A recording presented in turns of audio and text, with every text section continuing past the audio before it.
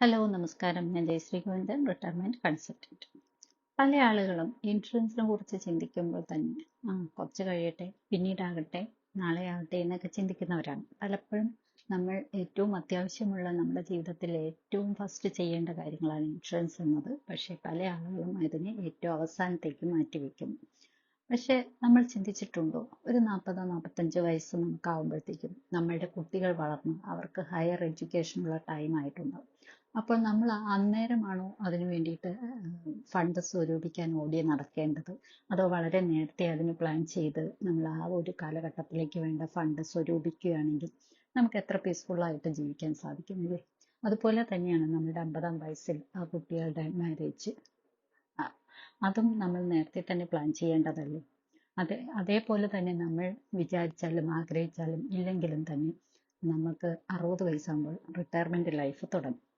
അപ്പോൾ ഇതിനെല്ലാം ആ ഒരു സിറ്റുവേഷനിലല്ല നമ്മൾ പ്ലാൻ ചെയ്യേണ്ടത്. വളരെ നേരത്തെയുള്ള പ്ലാനിങ് നമുക്ക് വളരെ അധികം കോർപ്പസ് ഫണ്ട് ഉണ്ടാക്കാനായിട്ട് സാധിക്കുന്നതാണ്.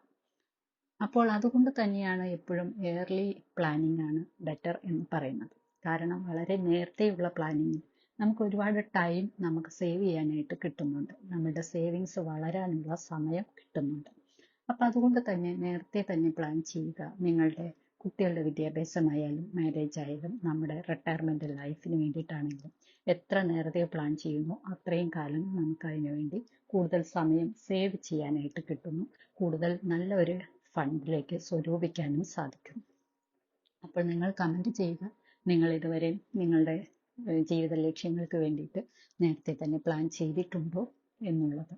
ഇനി അഥവാ പ്ലാൻ ചെയ്യാൻ വൈകിപ്പോയി, അല്ലെങ്കിൽ ഇതുവരെ ചെയ്തില്ല എന്ന് ഓർത്ത് വിഷമിക്കുന്നവരാണെങ്കിൽ തീർച്ചയായും ഇന്ന് തന്നെ അതിനെ സ്റ്റാർട്ട് ചെയ്യുക. ഈ ഒരു പുതുവർഷത്തിൽ നമ്മൾ നല്ല നല്ല കുറച്ച് തീരുമാനങ്ങൾ എടുക്കുക. അത് നമ്മുടെ ഭാവിയിലേക്ക്, നമ്മുടെ കുടുംബത്തിന്റെ ഭാവിയിലേക്ക് നന്നായിരിക്കും. അപ്പോൾ തീർച്ചയായും നിങ്ങൾക്ക് വേണ്ട ഗൈഡൻസിന് നിങ്ങളെ കൺസൾട്ട് ചെയ്യാവുന്നതാണ്. കൂടുതൽ എപ്പിസോഡുമായി വരും വരെ ടേക്ക് കെയർ. ബൈ.